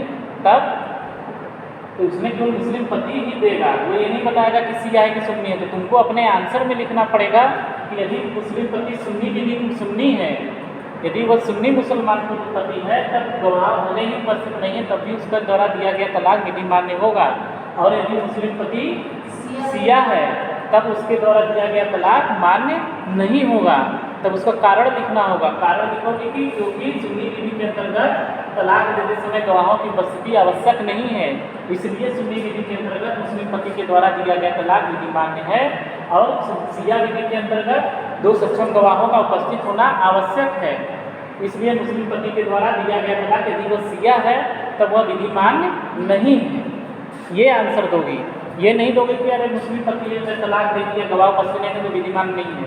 केवल इतना बोलोगी तो एग्जामिनर ये आंसर क्या हो जाएगा, गलत हो जाएगा, कोई नंबर नहीं मिलेगा। तुमको दोनों बताना पड़ेगा। दोनों जब बता दिए तब ये प्रॉब्लम है ना, ये समस्या वो पूछेगा, क्वेश्चन पूछेगा। एग्जामिनर ऐसे ही क्वेश्चन पूछता है ना, ऐसे सीधे सीधे थोड़ा पूछेगा। सीधे सीधे तो सभी लोग बताएंगे ना कि मानो एक सुन्नी पुरुष है, उसने तलाक दे दिया और गवाह उपस्थित नहीं है, तब क्या होगा, ऐसे थोड़ा पूछेगा। वो केवल यही पूछेगा कि एक मुस्लिम पति अपनी पत्नी को तलाक दे दिया, तब उस तलाक की विधि मान्यता क्या होगी, ये ऐसे पूछेगा। तब तुम्हें सुन्नी विधि और शिया विधि दोनों को बताना पड़ेगा। और यदि ऐसा क्वेश्चन पूछ लिया एग्जाम में तो तुमको दोनों लिखना पड़ेगा कारण के साथ कि गवाह उपस्थित नहीं है तो सुन्नी विधि में तब भी वो तलाक विधि मान्य है, शिया विधि में तब मान्य नहीं है। ऐसे लिखोगी ना, तब ऐसे लिखना है। और हम ये भी बताया था कि 2 सक्षम गवाह का मतलब कि जब तलाक हो रहा है तो 2 सक्षम गवाह का मतलब कि 2 सक्षम मुस्लिम पुरुष, है ना, 2 सक्षम मुस्लिम पुरुष क्या कर सकते हैं, उस तलाक की गवाही कर सकते हैं। जैसे शिया विधि के अंतर्गत 2 सक्षम तलाक होते समय 2 सक्षम गवाह की उपस्थिति आवश्यक है, तो 2 सक्षम गवाह कौन होंगे, उसको मुस्लिम होना आवश्यक है, यानी कि मुस्लिम पुरुष हो, है ना, वो मुस्लिम हो और गवाह क्या हो, मुस्लिम हो और सक्षम हो। सक्षम का मतलब कि वयस्क हो और स्वस्थ मस्तिष्क का हो, तब ऐसा मुस्लिम पुरुष क्या करेगा, वह गवाही कर सकता है। अब हमने ये भी बताया था कि यदि 2 सक्षम मुस्लिम पुरुष नहीं है तब ऐसी स्थिति में एक सक्षम मुस्लिम पुरुष, है ना, एक सक्षम क्या होगा, मुस्लिम पुरुष, और एक यदि मुस्लिम पुरुष नहीं है तब उसकी जगह पर 2 सक्षम मुस्लिम महिलाएं, उस तलाक की गवाही करेंगी। ठीक है। अब ये तुम कहोगे अगर दोनों ही मुस्लिम पुरुष, सक्षम मुस्लिम पुरुष कोई है ही नहीं, तो तब उसकी जगह पर एक मुस्लिम पुरुष की जगह 2 सक्षम मुस्लिम महिलाएं, तो दोनों पुरुष की जगह पर 4 मुस्लिम महिलाएं उसकी गवाही कर सकती हैं, नहीं कर सकती। यानी कि एक मुस्लिम पुरुष का होना आवश्यक है, गवाह के लिए एक मुस्लिम पुरुष का होना आवश्यक है। एक नहीं है तो उसकी जगह पर 2 सक्षम मुस्लिम महिलाएं उस तलाक की गवाही कर सकती हैं। लेकिन यदि कोई मुस्लिम पुरुष है ही नहीं, तब ये भले ही 4 मुस्लिम महिलाएं सक्षम हों, लेकिन फिर भी उनकी गवाही विधि मान्य नहीं होगी। इसका मतलब यही है कि कम से कम गवाही तलाक के समय जब गवाही हो रही है शिया विधि के अंतर्गत, तो कम से कम एक मुस्लिम पुरुष का होना, एक मुस्लिम पुरुष होना चाहिए, मुस्लिम नहीं। मुस्लिम के अंतर्गत तो पुरुष और महिला दोनों आते हैं ना, तो एक मुस्लिम पुरुष का होना आवश्यक है। और 2 सक्षम एक नहीं है तो उसकी जगह पर 2 सक्षम मुस्लिम महिलाएं, केवल महिला नहीं, केवल महिला बोल दोगी तो किसी भी धर्म की महिला आ जाएगी ना, तो मुस्लिम महिलाएं 2 होनी चाहिए, तब वो सब मिल करके इसकी तलाक की गवाही करेंगे। तो ये है औपचारिकताएं, तीसरी आवश्यकता। आया ना समझ में। फिर चौथा है तलाक के शब्द स्पष्ट हो।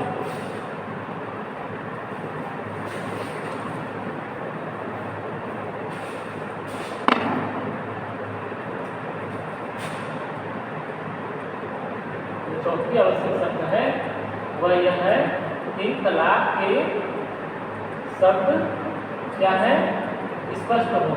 यानी कि मुस्लिम पति के द्वारा जो तलाक शब्द बोला जा रहा है वह एकदम स्पष्ट होना चाहिए। स्पष्ट होने का मतलब कि जिससे उसका आशय या उसका मंतव्य यह दर्शित हो सके कि हाँ वह अपनी पत्नी को तलाक देना चाह रहा है, या उसके तलाक के शब्द इतनी स्पष्ट हो जिससे यह सुनिश्चित किया जा सके, जिससे यह सुनिश्चित हो जाए कि उसने अपनी पत्नी को क्या कर दिया, तलाक दे दिया। वह इतना स्पष्ट होना चाहिए। अब ये नहीं कि एकदम घुमा फिरा कर वो बोले जिससे उसका आशय ही स्पष्ट न हो पा रहा है ना, उसका मंतव्य ही स्पष्ट न हो पा रहा हो, या यह सुनिश्चित ही मत किया जा सक रहा हो कि क्या वह तलाक दे रहा है कि नहीं दे रहा है ना, या वो ऐसी भाषा का प्रयोग कर रहा है कि उससे दोनों निर्णय निकल रहे हैं कि वो तलाक देना चाह रहा है कि नहीं देना चाह रहा है, ये कन्फ्यूजन उत्पन्न हो रहा है, तब ऐसी स्थिति में तलाक विधि मान्य नहीं होगा, है ना। जब तलाक दिया जा रहा है तो उसका जो शब्दावली या उसमें जो उसका आशय है या उसके जो शब्द हैं इतने स्पष्ट होने चाहिए कि कोई एक समान प्रज्ञा वाला व्यक्ति भी होगा तो यह मान के लगा ले या वह सुनिश्चित कर सके कि हाँ यह अपनी पत्नी को तलाक दे रहा है या देना चाह रहा है। उससे कहने का मतलब यही है कि वह अपनी पत्नी को तलाक दे रहा है, यानी कि तलाक के शब्द इतने स्पष्ट होने ही चाहिए, ठीक है। फिर इसके बाद ये हो गई, ये 4 आवश्यक शर्तें हैं, मतलब कि सक्षम होना चाहिए, स्वतंत्र सहमति होनी चाहिए, जो औपचारिकताएं हैं सुन्नी विधि की है तो जो 3 औपचारिकताएं बताए वो पूरी होनी चाहिए, या सिया विधि है तो सिया विधि के अंतर्गत जो औपचारिकताएं हैं वह पूरी होनी चाहिए, और जो तलाक का शब्द पति के द्वारा बोला गया है मुस्लिम पति के द्वारा उसको स्पष्ट होना चाहिए। ये सभी आवश्यक शर्तें जब पूरी होंगी तब माना जाएगा कि हाँ जो तलाक पति के द्वारा दिया गया है वह विधि मान्य है, और यदि इनमें से किसी भी शर्त का या किसी एक भी शर्त का पालन नहीं किया गया है तब ऐसी स्थिति में तलाक विधि मान्य नहीं माना जाता है। एक प्रश्न फिर ये उत्पन्न होता है कि तलाक देते समय क्या पत्नी का उपस्थित होना आवश्यक है, कि जब मुस्लिम पति अपनी पत्नी को तलाक दे रहा है तो उस पत्नी का मुस्लिम पति के समक्ष उपस्थित होना क्या आवश्यक है? नहीं है, ठीक है। यदि मुस्लिम पति अपनी पत्नी को तलाक दे रहा है तो पत्नी का उस समय तलाक देते समय उपस्थित होना आवश्यक नहीं है, उसकी उपस्थिति आवश्यक नहीं है। मुस्लिम पति के लिए आवश्यक क्या है कि वह अपनी पत्नी को जब तलाक दे रहा है तो अपनी पत्नी का स्पष्ट रूप से नाम लेकर के तलाक दे, है ना। वह स्पष्ट रूप से क्या करेगा, अपनी पत्नी का नाम ले करके तब तलाक देगा। यदि पत्नी उपस्थित नहीं है तब, उपस्थित है तब तो उसको निर्दिष्ट या उसको निर्देशित करके भी तलाक दे सकता है कि मैंने तुम्हें तलाक दिया या मैं तुम्हें तलाक दे रहा हूँ, ये सब भी कर सकता है। लेकिन यदि पत्नी उपस्थित नहीं है तब ऐसी स्थिति में क्या होगा कि उसको अपनी पत्नी का स्पष्ट रूप से नाम लेकर के तलाक देना होगा, और ऐसे तलाक भी विधि मान्य माना जाएगा। इसका मतलब यही है कि तलाक यदि मुस्लिम पति दे रहा है तो तलाक देते समय पत्नी को उपस्थित होना आवश्यक नहीं है। यदि पति ने जो अपनी पत्नी को तलाक दे रहा है तो यदि उसका स्पष्ट रूप से नाम लेकर के तलाक दिया है तब भी वह विधि मान्य माना जाएगा। बस उसको करना क्या है कि उसने जो तलाक दिया है अपनी पत्नी को, बस उस तलाक की सूचना अपनी पत्नी को दे देगा। कि मुस्लिम विधि में चाहे सुन्नी हो चाहे सिया हो, है ना, मुस्लिम विधि के अंतर्गत क्या है, जब तलाक दिया जा रहा है या कोई भी मुस्लिम पुरुष चाहे वह सुन्नी हो चाहे सिया हो, यदि वह अपनी पत्नी को तलाक दे रहा है तो यह आवश्यक नहीं है कि उसकी पत्नी तलाक दिए जाते समय उपस्थित हो, या उसकी पत्नी की उपस्थिति आवश्यक नहीं है, ठीक है। पत्नी की उपस्थिति आवश्यक नहीं है, आया ना समझ में। अब यदि पत्नी उपस्थित नहीं है तब पति को क्या करना होगा कि अपनी पत्नी का स्पष्ट रूप से नाम लेकर के उसको तलाक देना होगा। अब जब वह अपनी पत्नी का स्पष्ट रूप से नाम लेकर तलाक दे देता है फिर उसके बाद उसको क्या करना है, इस तलाक की सूचना वह अपनी पत्नी को दे देगा। जैसे इसको सूचना मिल गई बस उसी दिन से तलाक प्रभावी हो गया, ठीक है। और उसी क्षण से उसकी पत्नी की इद्दत की अवधि भी प्रारंभ हो जाती है, ठीक। अब यदि किसी मुस्लिम पुरुष की 4 पत्नियां हैं, ठीक है, और वह अपनी किसी पत्नी को तलाक देना चाह रहा है तब ऐसी स्थिति में उसको क्या करना होगा, जिस पत्नी को वह तलाक देना चाह रहा है, 4 में से जिस पत्नी को तलाक देना चाह रहा है उस पत्नी का स्पेशली नाम लेकर के उसको तलाक देना पड़ेगा, है ना। अब उसने कहा कि नहीं मैं अपनी पत्नी को तलाक दे रहा हूँ, तो इससे स्पष्ट ये नहीं हुआ ना कि वह कौन सी पत्नी को तलाक देना चाह रहा है। उसकी 4 पत्नियां हैं या एक से अधिक पत्नियां हैं, 1 पत्नी है, 2 पत्नियां, 3 पत्नी है, ठीक है। वो 3 महीनों से शादी किया और उसने कहा कि मैं अपनी पत्नी को तलाक दे रहा हूँ, तब फिर कैसे स्पष्ट होगा कि वह कौन सी पत्नी को तलाक दे रहा है।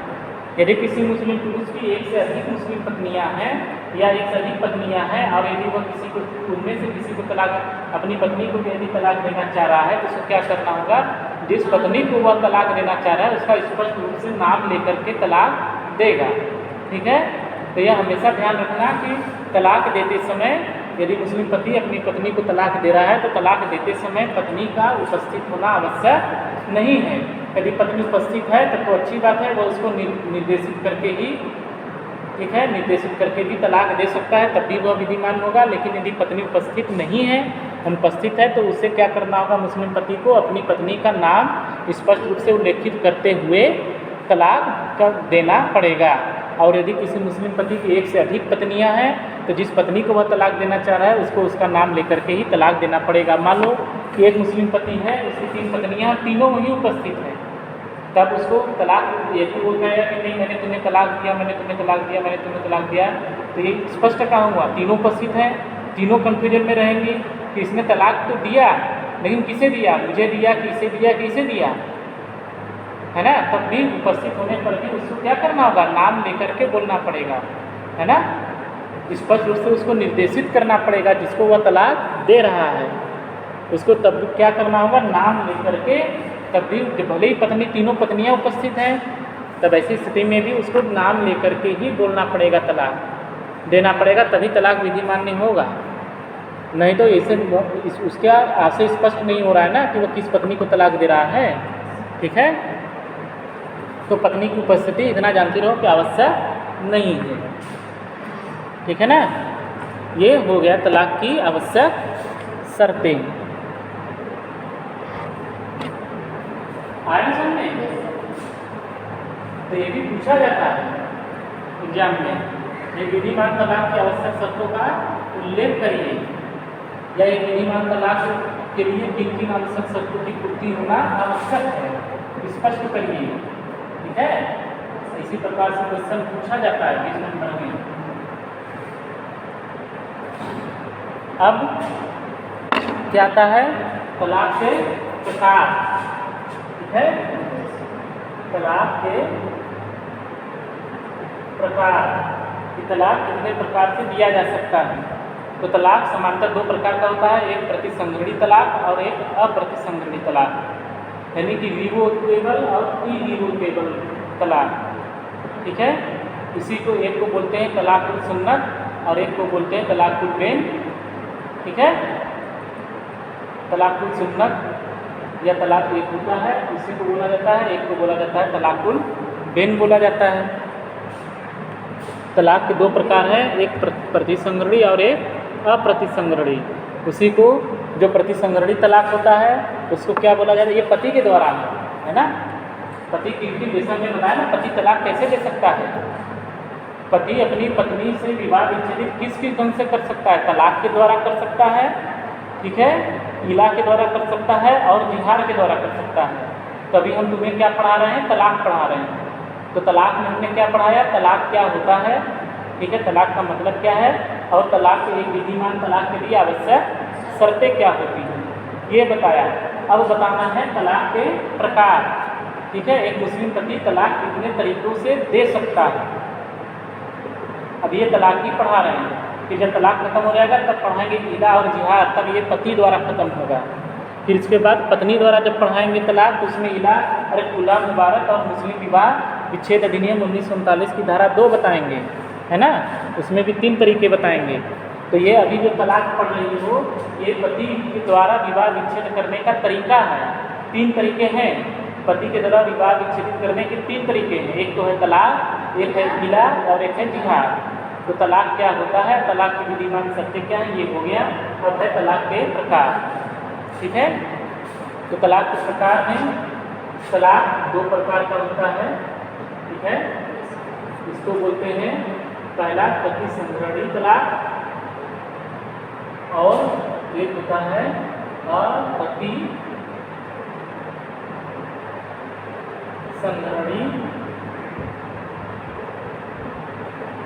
तलाक, ठीक है? इसको तलाकुल सुन्नत भी बोलते हैं, ठीक है? इसके विभिन्न नाम भी हैं, है ना? तलाक या इसको या तलाकुल सुन्नत, ठीक है? तलाकुल सुन्नत, ठीक है? इसको अप्रतिसंहरणीय तलाक को या तलाकुल बेन भी बोलते हैं, ठीक है? तलाकुल बेन या बेन तलाक भी बोलते हैं, ठीक है? इसका एक और नाम है वो बता देते हैं।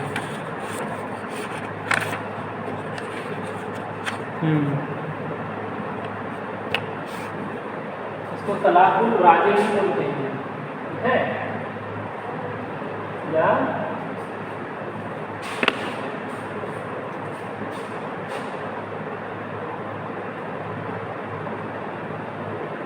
तलाकुल राजे, है ना। तलाक के प्रकार है प्रतिसंगड़ी तलाक या तलाक, ये क्या था, तलाक इसी को, अब ये जो प्रतिसंगड़ी तलाक है इसी को क्या बोलते हैं, तलाक सुन्नत भी बोलते हैं और तलाक राजे भी बोलते हैं। नाम सबका याद रहना चाहिए कि और क्या क्या नाम है, क्योंकि एग्जाम में जरूरी नहीं है कि केवल प्रतिसंगड़ी पूछे, वो पूछ सकता है कि तलाक सुन्नत क्या होता है, उनके प्रकारों का उल्लेख कीजिए। तब अब जैसे तुम क्वेश्चन बैंक ली या सीरीज ली, उसमें केवल एक ही नाम दिया है ना, दे दिया प्रतिसंगड़ी तलाक, फिर उसके बाद तलाक ऐसे दे दिया।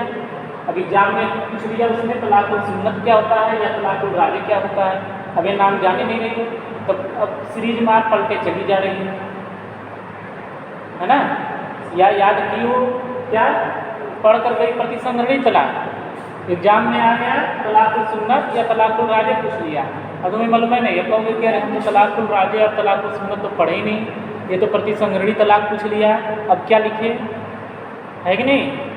मान लो सीरीज तुमने लिया, सीरीज में दिया है केवल प्रतिसंगड़ी तलाक और तुमने केवल वही पढ़ा, वही याद किया, अब एग्जाम चली गई देने, अब वहाँ बैठी हो एग्जाम में, अब याद नहीं कि सीरीज में तो दिया नहीं था, सीरीज में दिया ही नहीं था कि तलाक सुन्नत क्या है या तलाक राजे क्या है, उसमें तो केवल बस प्रतिसंगड़ी तलाक और अप्रतिसंगड़ी दिया था, हमने तो कहीं ऐसा नाम ही नहीं देखा उसमें। तब क्या होगा, कहोगे कि नहीं फंसा, कहोगे कि क्वेश्चन नहीं फंसा, है ना, ये क्वेश्चन आया ही नहीं, इतना मेहनत से याद किए आया ही नहीं, और पता चला कि वही लिखना था जो याद करके गई थी, उसी को लिखना था, प्रतिसंगड़ी ही था, बस उसने क्या किया, जो उर्दू में नाम प्रचलित है उसने पूछ लिया उसको कि तलाक राजे या तलाक सुन्नत क्या होता है, उसके बारे में लिखिए, और केवल पढ़िए प्रतिसंगड़ी, और ये नाम नहीं मालूम है, तो कहोगे तो क्वेश्चन आया ही नहीं, क्वेश्चन फंसा ही नहीं, हम जो याद करके गए थे तो गड़बड़ा गया, अब हम क्या लिखें, और पता चला क्वेश्चन छोड़कर चली आई, जब चली आई आकर टीचर से पूछी, टीचर ने बताया कि अरे यही तो लिखना था, तो क्या, अरे सर ये तो हमें मालूम नहीं था, ये नहीं था, वो नहीं था, यही सब दिक्कत होती है ना क्लास न करने का और क्लास करने का, कम से कम ये मालूम तो रहेगा कि कोई कन्फ्यूजन नहीं रहेगा कि एग्जाम में आ गया तो क्या लिखना है, कम से कम एग्जाम में तो हम देखते हैं कि लोग क्या क्वेश्चन तक नहीं समझ पाते हैं कि क्या क्वेश्चन पूछा गया, पढ़ कर सब गए हैं, याद करके गए हैं, लेकिन हल्का सा भी क्वेश्चन घुमा दिया या लैंग्वेज चेंज कर दिया, बस फंस गए, समझ नहीं पा रहे हैं कि क्या लिखना है, हम तो ये याद करके आए थे, यहाँ पूछा ये है, जबकि जो याद करके आए हैं लिखना उसी को है, बस वो क्वेश्चन समझ नहीं पाए, है ना, तो नाम तो जानती रहो, ठीक है। तो ये हो गया प्रतिसंगड़ी या तलाक सुन्नत या तलाक राजे, और इसको बोलते हैं अप्रतिसंगड़ी, एक प्रकार है अप्रतिसंगड़ी तलाक, इस अप्रतिसंगड़ी तलाक को तलाकुल बेन भी बोला जाता है, या इसी को क्या बोलते हैं, तिहरा तलाक, है ना, ट्रिपल तलाक, ठीक है, तिहरा तलाक अभी चल रहा था ना, तिहरा तलाक, ठीक है, या इसको तलाकुल बिद्दत भी बोलते हैं, ठीक है, इसको अब क्या बोलते हैं, तलाकुल बिद्दत, या इसी को बोलते हैं तिहरा तलाक, है ना। देख लो ये 4 नाम इसके हैं, ठीक है, 3 नाम इसके हैं, तिहरा तलाक। अब तुम तिहरा तलाक पढ़ कर गई, तिहरा तलाक के बारे में पढ़ कर गई कि ट्रिपल तलाक, अभी चर्चा में था कुछ साल पहले, 1-2 साल पहले, कि पति क्या करता है एक ही बार में कि मैंने तुम्हें तलाक दिया, मैंने तुम्हें तलाक दिया, मैंने तुम्हें तलाक दिया, बस तलाक पूरा हो गया, उसी को बोलते हैं तिहरा तलाक। ये पढ़ कर गई और एग्जाम में पूछा है कि तलाकुल बेन क्या होता है, या एग्जाम में आ गया कि तलाकुल बिद्दत किसे कहते हैं, कहानी खत्म। कहोगे अरे हम 13 तलाक के नाम नीरज से पढ़कर आए और वो पूछा ही नहीं, ये पता नहीं कौन सा पूछ लिया, तलाकुल बेन या तलाकुल बिद्दत पूछ लिया, ये पता नहीं कहाँ से पूछा है, ये तो हम पढ़े भी नहीं, हमें मालूम भी नहीं, या जो हम सीरीज लिए तो उसने दिया भी नहीं, या हम जो बुक लिए हैं उसने दिया ही नहीं। बुक से इसलिए कहते हैं बुक से पढ़ो, बुक में जब पढ़ोगे तो ये सब कुछ मिलेगा, है ना, तब कॉन्सेप्ट और क्लियर रहेगा। सीरीज में तो एक नाम उठाया, लिखा, चल दिया, सीरीज तो इसी टाइप में होती है ना। सीरीज में क्या है, बस एक नाम कोई उठाया, 13 तलाक उठा देगा, जो प्रचलन में है, जो सामान्य लोगों की भाषा में है ना, 13 तलाक या ट्रिपल तलाक, बस उसने सीरीज में लिख दिया 13 तलाक और उसी के बारे में लिखा है, वो लिखा इसी के बारे में, तलाकुल बेन या तलाकुल बिद्दत या प्रतिसंहरी तलाक के बारे में, लेकिन उसमें इसकी नाम की और चर्चा नहीं की, बस 13 तलाक के बारे में लिखा है। तुम उसी को पढ़ कर गई, आया है पूछ लिया तलाकुल बेन या तलाकुल बिद्दत, बस चुप, लिख ही नहीं पा रही हो कि सर ने पढ़कर आई, पढ़े तो 13 तलाक आ गया, ये तो क्वेश्चन छूट गया। इसीलिए हमेशा बुक से पढ़ा करो, बुक से जब भी पढ़ोगी तो इससे पूरा सब कुछ क्लियर रहेगा, है ना। सीरीज ठीक है, सीरीज में लोग ले लेते हैं, लेकिन जब बुक से पढ़ोगी, क्लास करोगी, बुक से पढ़ोगी और तब क्लास करके बुक को पढ़ के फिर अपना जब नोट्स बनाओगी और उसको याद करके जाकर एग्जाम में लिख कर आओ, देखो कितना अच्छा नंबर मिलता है, तब अच्छा नंबर मिलेगा, ऐसे थोड़ा मिलेगा अच्छा नंबर। तो अच्छा नंबर प्राप्त करने के लिए भी क्या करना है, मेहनत करना है, और मेहनत भी न करें और सोचे तो हमको अच्छा नंबर भी मिल जाए बिना पढ़े लिखे, तो वो तो संभव नहीं है, किसी भी प्रकार से संभव नहीं है। तो बुक से पढ़ो, क्लास कर रही हो अच्छी बात, क्लास करो, क्लास के बाद फिर उसी चीज़ को बुक से पढ़ो, फिर उसके बाद क्या करो, यहाँ जो जो बताया जा रहा है क्लास में उसको नोट कीजिए, बस वो पॉइंट है किताब से उठाओ, बस उसको लिख डालो, तैयार हो गया। उससे ज़्यादा एग्जाम में लिख भी नहीं पाओगे। यहाँ जैसे जो भी हमने बताया, जो भी पॉइंट बता दिया, सब कुछ बता दिया, अब वो सब बुक में है ही, तो पॉइंट मिल गया, वो पॉइंट पर टिक लगाई यहाँ, फिर घर पर गई, एक बार पढ़ के आराम से उसको लिख डाली। जब लिख लोगी तो वो क्या होगा, एक बार लिखना 10 बार पढ़ने के बराबर होता है, तो याद हो जाएगा। जब क्लास की रहोगी उसी चीज़ को, यदि तुमने क्लास किया, उसी चीज़ को क्लास करने के बाद उसी सब पॉइंट को बुक से खोज करके पढ़ लिया और फिर उसके बाद नोट्स कर लिया, इसको नोट कर लिया, फिर उसके बाद देखो उसको याद करने में एग्जाम के समय मुश्किल से 10 से 15 मिनट लगेंगे, केवल बस वो समझ लो एक तरह से रिवीजन होगा। याद है तुम्हारा, ये 3 बार हो गया ना, एक बार क्लास में सुनी, फिर किताब से एक बार उसको टिक लगा कर पढ़ी, फिर उसके बाद उसको लिखी, तो तुमने एक ही चीज़ को 3 बार किया, तो उतने में ही याद हो जाएगा, एकदम दिमाग में वो बैठ जाएगा। बस भूल तो जाओगे, 1 हफ्ता 2 हफ्ता नहीं पढ़ोगे, भूल जाएगा, दिमाग से उतर जाएगा, लेकिन जैसे ही तुम अपने नोट्स उठाकर पलटोगी वो तुरंत एक बार में याद हो जाएगा, तुरंत रिवाइंड हो जाएगा, उसको याद करने में समय कम लगेगा, है ना। और जब उसको लिख कर आओगे एग्जाम में तब देखो अच्छा नंबर मिलेगा, ठीक है। तो ये हो गया अप्रतिसंहरणी तलाक या तलाकुल बेन या तलाकुल बिद्दत या 13 तलाक, ये तलाक के प्रकार हैं। तो 2 प्रकार हैं, इसके नाम अलग अलग हैं, सब सारे नाम जानते रहना, ठीक है। ये नाम अलग अलग है, नहीं कि इसको 4 प्रकार कर दें, इसको 3 प्रकार कर दें, ये एक ही है ना। प्रतिसंहरणी तलाक को ही तलाकुल सुन्नत या तलाकुल राजिही बोलते हैं, और अप्रतिसंहरणी तलाक को तलाकुल बेन या तलाकुल बिद्दत या 13 तलाक बोलते हैं, है ना। ये अलग अलग नाम है, तो नाम जरूर याद रखना। अब देखो ये जो प्रतिसंहरणी तलाक है यह 2 प्रकार का होता है, ठीक है। तलाक अहसन, ठीक है, और इसको बोला जाता है तलाक हसन, ठीक है। इसको साथ में लोग हसन तलाक और हसन तलाक भी बोलते हैं, शॉर्ट में लोग हसन तलाक या हसन तलाक भी बोल देते हैं। तो तलाक हसन, तलाक हसन, है ना, ठीक है। इसको बोलते हैं मोस्ट प्रॉपर, मोस्ट प्रॉपर, और इसको बोलते हैं प्रॉपर, और इसका जो नाम है इसको बोलते हैं क्या, जो अब जो प्रतिसंहरणी है यानी कि रिवोकेबल, है ना, रिवोकेबल, और अप्रतिसंहरणी को इरिवोकेबल, ठीक है। रिवोकेबल और इरिवोकेबल तलाक, तलाक को अंग्रेजी में तलाक ही बोलते हैं, ठीक है। रिवोकेबल और इरिवोकेबल, और ये जो तलाकुल सुन्नत है अंग्रेजी में भी तलाकुल सुन्नत ही बोलेंगे, और तलाकुल राजे को इंग्लिश में तलाकुल राजे ही बोलेंगे, अप्रतिसंहरणीय तलाक को इररिवोकेबल तलाक, और तलाकुल बेन को अंग्रेजी में तलाकुल बेन, तलाकुल बिद्दत को अंग्रेजी में तलाकुल बिद्दत, और एक तेरह तलाक भी इसका एक नाम है, इसको ट्रिपल तलाक प्रचलित नाम जो है, जो समाज वर्ग जानता है ना, इसको ट्रिपल तलाक के नाम से भी जानते हैं, इसको इररिवोकेबल तलाक को या अप्रतिसंहरणीय तलाक को। ठीक है, अब ये तलाक के प्रकार हम इसके बारे में डिटेल में कल बताएंगे। ठीक है, ये अब कल बताएंगे कि प्रतिसंहरणीय तलाक का मतलब क्या होता है, फिर इसके दोनों प्रकार तलाक हसन, तलाक हसन, ठीक है, मोस्ट प्रॉपर और प्रॉपर के बारे में बताएंगे, और ये सब जितने भी हैं ट्रिपल तलाक के भी बारे में बताएंगे, ये सब अब कल बताएंगे। ठीक।